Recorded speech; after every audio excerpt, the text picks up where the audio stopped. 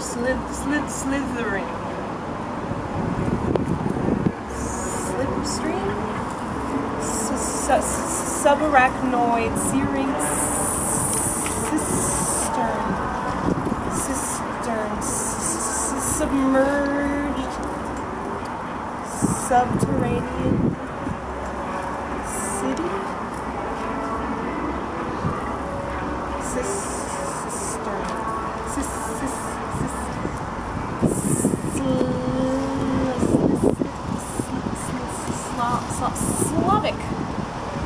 Slavic? Sloth.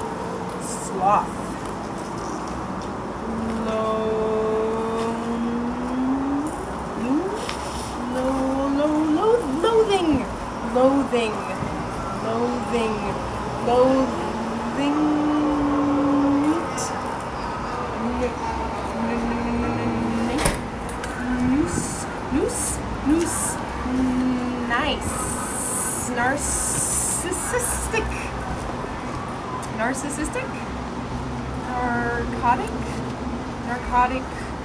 Narcolepsy?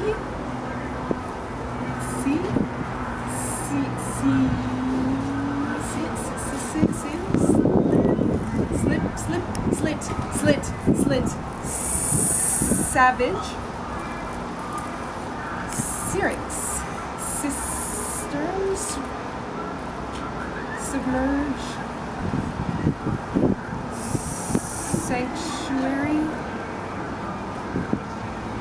Sweet. Soft. Sinew. Sweet. Soft. Sinew.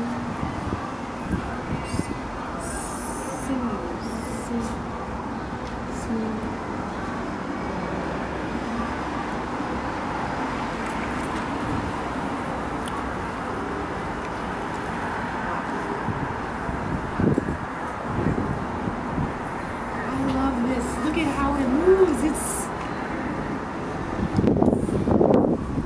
so crazy.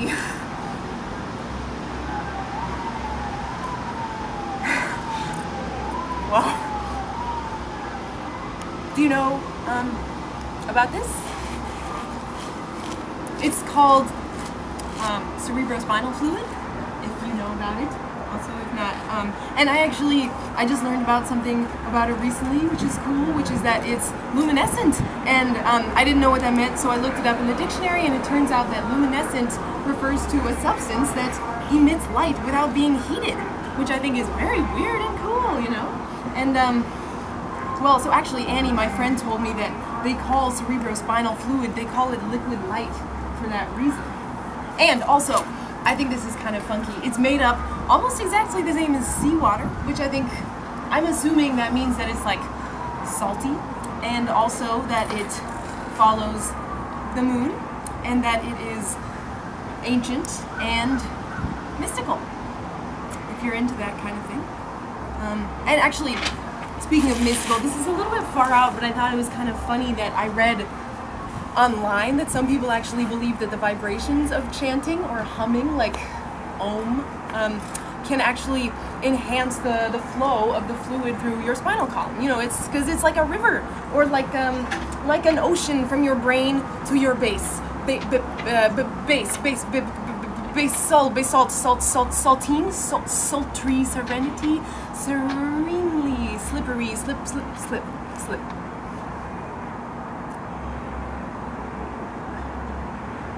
And actually, also, my friend Annie told me about cerebrospinal fluid. She said that the spinal column is filled with strands of light, which I think is a very poetic way to describe it. You can see here, strands of light. My friend Annie, she is someone that I think has kind of transcended to another plane, like astral, so I just try to do whatever she tells me. I believe everything she says, and she told me that the spinal column is filled with strands of light. It's called a Chiari decompression, and it's a relatively straightforward procedure.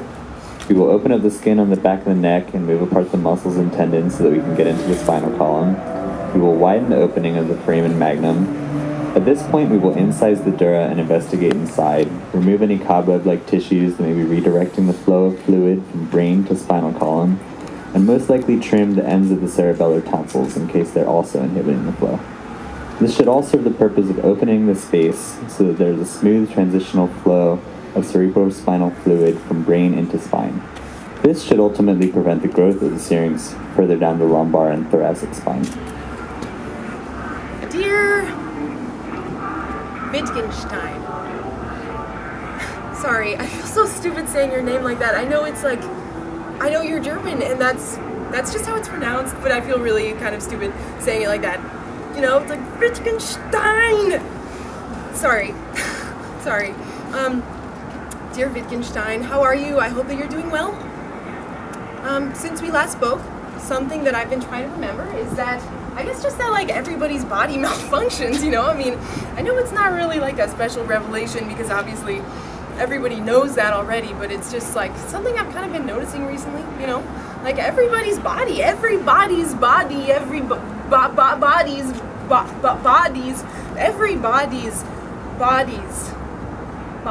you know? And also everybody's brain, I mean, brains, you know? Everybody's brains is so crazy. And I guess like regarding brains, like I've started to feel like my brain is like a river, you know? It's like viscous, but it is flowing away, and the words are like pearls on my tongue on that river dripping from my open mouth. I can't quite get them back. And also, I used to imagine that the inside of my head was like a rainforest, and obviously this is different than I had expected, but I actually like it, you know? I don't know, what do you think?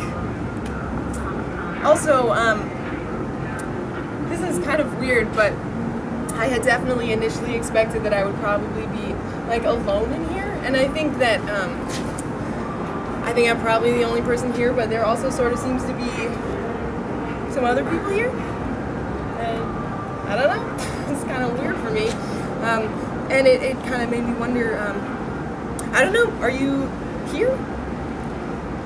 Or maybe you're actually not here? Yeah, it's hard to answer that question, I understand that. But actually, this is a little weird, but is there someone who I can like touch? Like shoulder or hand or something that you feel kind of comfortable? Yeah, okay. Okay, what, is there a specific body part you're in? Okay, yeah, that's ideal for me, thank you. Okay.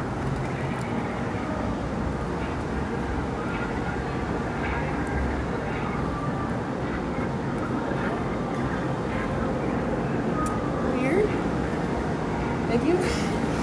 Weird, okay. Thank you. The syringeal tube extends almost the entire length of your spine. It's most likely pressing into the nerves that border the spinal column, which is probably the cause of the numbness and the pain. As we discussed, it is possible that the nerve damage from the syrinx is too advanced to reverse. The pain and numbness may never completely go away. We can, however, assure you of the high likelihood that the procedure will prevent further damage. The syrinx may even disappear with time, which could eventually result in restoration of sensation in the extremities and end the paresthesias in your fingers and legs. Okay, yes. This is it. This is the one that I wanted to say. So I wanted to tell you something else that Annie said. She said, "Our bodies are full of mysteries that we cannot comprehend, though we can feel them there." She said, "Your spinal column is filled with strands of light. And if there is pain, your body has something to say. Give it a gentle place to speak." She also talked about numbness, how like, it's kind of amazing how numbness is actually like helping us, you know, it's like protecting us from what we can't bear to feel. So she said to honor and thank the numbness, which I appreciate, and it made me think about numbness, you know, like, I don't know if there's a part of your body that's totally numb, you know, and someone like puts their hand on it and you're like, wow, I can't feel anything except for like burning or like ice, you know, but like no hand, and that's so weird, and it made me ask just like, why, you know, what, why can you not feel the hand, and what hand can you not bear to feel? Anyway, be gentle, she said. I'm sorry. I'm not sure if anybody else was hearing that, but I feel like it was, it sort of seemed like that was like moving a second ago. I'm not sure. Yep. Sorry. Okay. Dear Wittgenstein, how are you? What's new with you? I miss you. I'm doing well. It's been pretty quiet in here so far, actually, but very nice, all at the same time.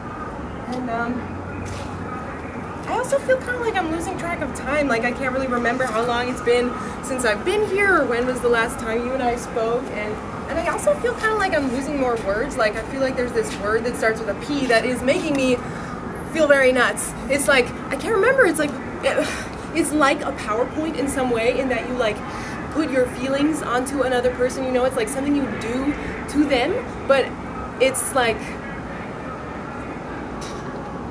oh my gosh, and there's this other one that starts with an L that, well, I don't actually know. I think it starts with an L, and it's like a feeling. It's like a bad feeling, and it's like,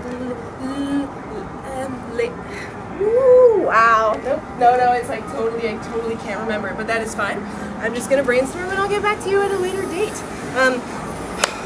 What I wanted to ask you though, yes, okay, here it is. So, your pretty much most famous quotation of all time is that, whereof one cannot speak, thereof one must be silent. So I was kind of wondering, like, did you mean to concede that sometimes language is just not enough to contain all that is, you know? Like, there are things of which we simply cannot speak. But then, on the other hand, Maggie Nelson reads you to mean that the inexpressible is contained inexpressibly in the expressed, as if to say, yes, language is enough to contain it all, and I find that to be extremely reassuring, very calming thought. But then I spent a lot of time last night thinking about like trees and water, you know, like what's the difference between the two? Because when I lie on the grass and look up at the tops of the trees in the wind, it looks exactly the same to me as when I look down into the ocean, you know, because it's like blue. And, you know, the quality of the movement, I can feel it in my fingertips and the way it feels on my skin. It's like, I don't know, I mean, it's exactly the same, you know? So what do I do if there are these words for ostensibly different things, trees, water, wind, but then in practice, there's actually no difference, you know? There's no difference. It's like things that aren't living, that aren't supposed to be alive, but I see them move, I hear them breathe, so I don't know, what does any of it mean? If the words for these things seemingly are like lying, you know, they don't to me, they don't contain the inexpressible multitudinous substances of these objects. They diminish them, they mutilate them, you know. And also, okay, yes, this brought me to something that I wanted to say to you, which is that recently a friend of mine told me that it's actually like typical for lesbians to fantasize about men when they come, which I was like, wow, that's so thought-provoking. And it reminded me of a moment recently when I was with my friend at a party, and she ended up becoming drunk, and then she had sex with this guy. And I do not mean to, like, well, so I guess the point of that is that she, like, thinks of herself as a lesbian and kind of, like, openly identifies in that way. And I don't mean to, like, say like, oh, I can't believe you had sex with a guy, you know, I don't mean to like shame her or judge her or any of that, but it did make me think about this, like sexuality and like desire and identity. It's all so unfathomably complex, obviously, you know, but it's like confusing if we have these things that we try to name them in some way, but what does that even mean? The names can never contain the thing that they're trying to describe, you know, and so then it's like, or like, I guess what I really mean to say is like, how does anybody know what they want to call themselves, you know? I don't mean to be like nihilistic about language, definitely not. I don't mean to be that way at all, because obviously these words are meaningful and important. I mean, like, lesbian or like queer are politically important identities to claim, like sites of radical efficacy, you know, or like even more basic, like, stop, please don't touch me, please get away from me, please leave me the F alone, you know, or like, also like, stop, please don't leave me alone like this, please help me, SOS, like, those are very important words. Of course, you know, we would be in chaos without them. They make total sense to me. Total sense. Sensory, sensitive, sensual, seriously, sequentially significant censorship. Censorship. Sense. Total sense. I believe in meaning. I believe in meaning. And like, have you ever been in love? Anyway, let me know what you think, Wittgenstein. Please, I really want to hear your thoughts. So just let me know, you know, anytime. I'd love to hear back. Please do. Please write back. Please do. You know, whenever, but please do. Please do. Please do.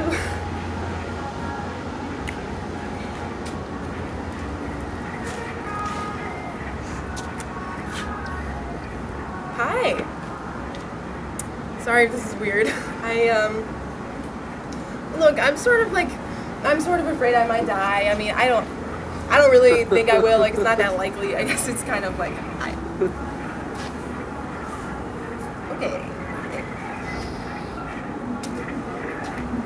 Hey! How are you? That's great! I am also great. I'm glad to hear you're doing great, and I also am great, so thank you so much for asking about that. And, yeah, I guess I've been thinking about the future and, like, death. I don't know, like, if I don't live through it, or even if I do live through it, it's all kind of like, what will I even, I don't... Hey! Have you ever been in love? I mean, I don't know, what's, you know, like, LOL, what's that all about after all? Love, right? It's like a joke. I don't know. Oh, gosh. Or, I guess I was just thinking, like, or, would you like to, like, I like, no strings attached, but would you maybe like to, like, maybe I could, like, draw you sometime? Like, you do not have to be naked. You could be naked if you wanted to, if it's, like, it's just whatever you're comfortable with. Or also, or would you like to, like, maybe I could braid your hair? Or I don't know, alternatively, maybe we could just, like, get coffee sometime, very low-key.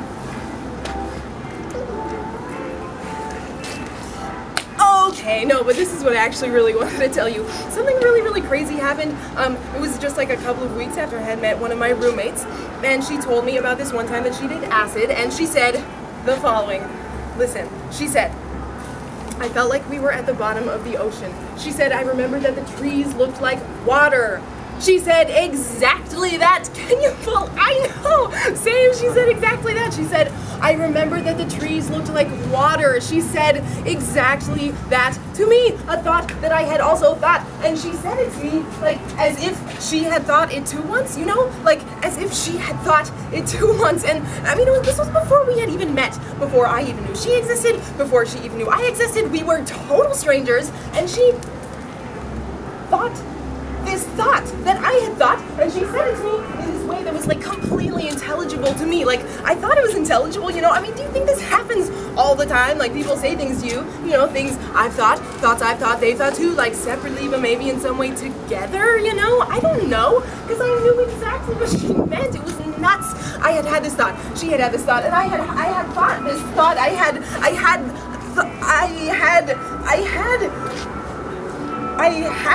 this dream, and it was strange, and I guess it was you, and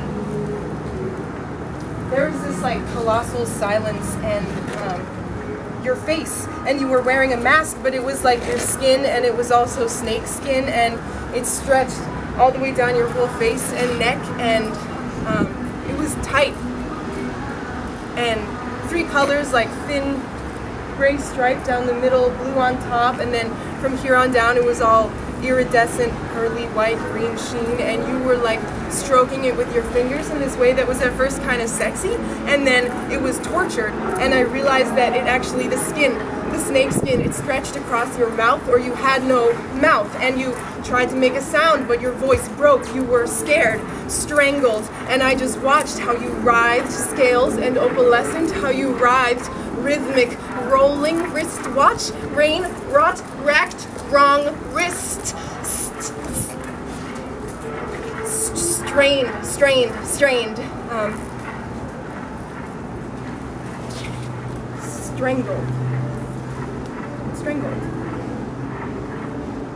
And then actually I read about it later in A Lover's Discourse by Roland Barthes. It was so weird. Yes, okay. It was crazy because he wrote about exactly this dream. He said, those terrible dreams in which a loved person shows up with the lower part of his face quite erased, without any mouth at all. The loved being becomes a leaden figure, a dream creature who does not speak, and silence in dreams is death. And I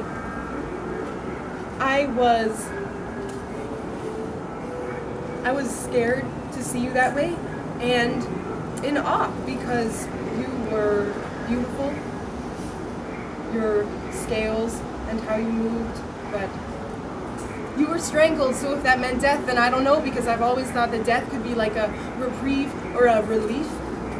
I guess it's like the actual process of dying part that seems tough, but after, I don't know. Anyway, I don't know if it meant death. I think more than anything, you were beautiful, and seeing you that way, I felt alone. And then Bart goes on talking about this, saying that the other is disfigured by his persistent silence, but I, the one who speaks, I too am disfigured. Soliloquy makes me into a monster. Soliloquy makes me into a monster. One huge tongue. One huge tongue. Before the surgery, we need to do a couple more scans to be sure that there's adequate stability in the skull and in the spine to hold themselves in place when we've removed the security of the muscles and tendons of the neck. There's a 95% chance that this procedure will work. There's also the risk, of course, of leakage. The fluid in the spinal column, we can never reseal the dura fully. It's impossible to get a perfect closure. The duroplasty always has a risk of spinal fluid leaking out of the nearly perfect seam. The risks associated with this are infection, particularly meningitis. There are other risks, of course, but the risk associated with waiting to handle this problem is absolute. The relatively minor concern of leakage is one I would choose to take.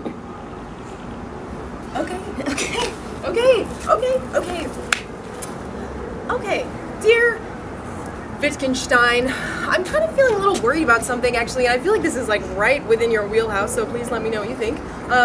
So I've kind of been feeling like I think kind of mad about language. I guess like the English language, or maybe just like any language, I don't know, because to me it all kind of seems like ruthless, you know, like how can anyone communicate anything when my words will only mutilate my thoughts, and my thoughts will only mutilate your words, and then where is like the meaning between us, you know, like mutilated and torn to shreds, shredded, mutilated, mutated, mutant.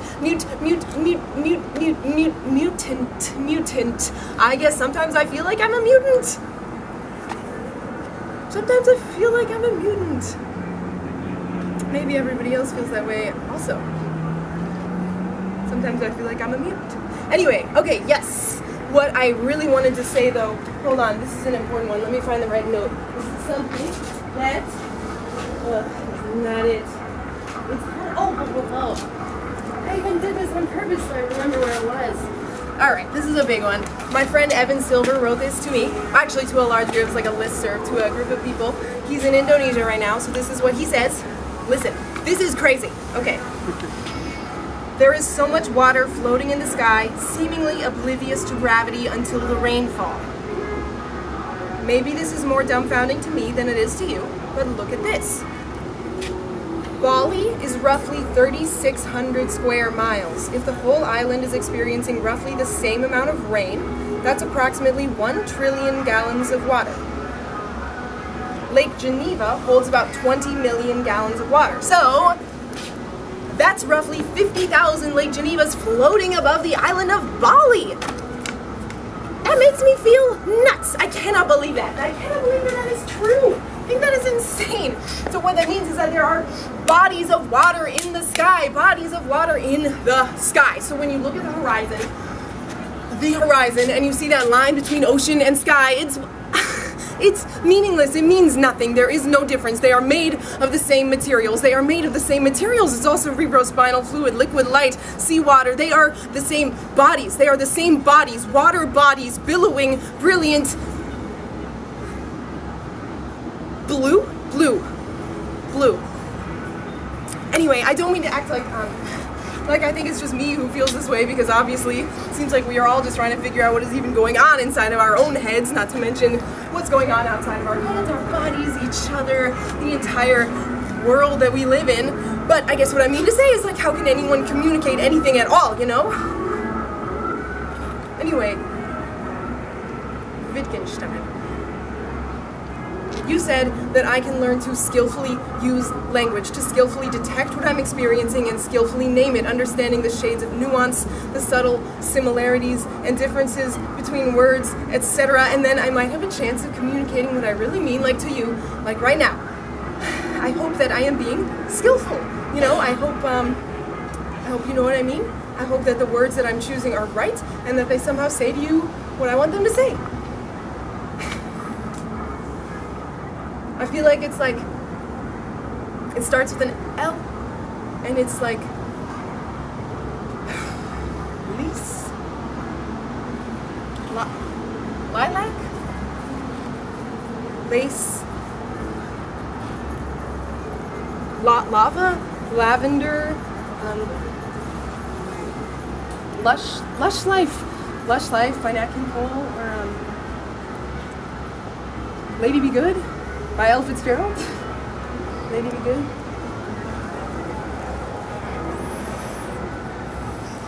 Oh, sweet lovely Lady Be Good. Oh, Lady Be Good.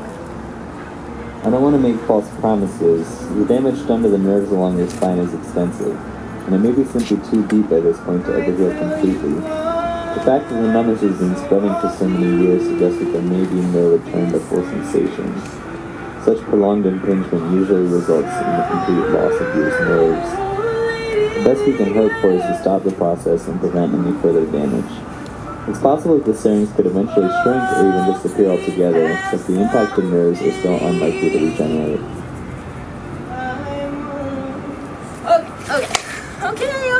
Okay. I don't even really know why I'm scared, because obviously, like, I feel like everybody already knows this, that everybody loses things that they'll never get back, and everybody has pain that will never feel better, and it's like, in most cases, in ways that I can't even begin to imagine. I know you all already know that, and it's just like, it's not always okay. It's not always okay, but it just is. It just is, and we're like all experiencing that together in whatever way it is for us, and like, I don't know, it kind of made me think about like loneliness. Like, I don't know, like it seems like most of the people that I know feel lonely, like much of the time. I don't know, do you feel lonely? Same. I do, I don't know. And, well, so that has led me to this thought process recently that I kind of want to share with you right now, which is that I've been thinking about, like, loneliness and language. You know, like, what is it between the two of those things? And, like, is there some sort of way that, like, a change in language could translate to a change in lived experience, you know? Or are there words that you can, like, string together, like an incantation that could mean or, like, manifest the experience of just, like,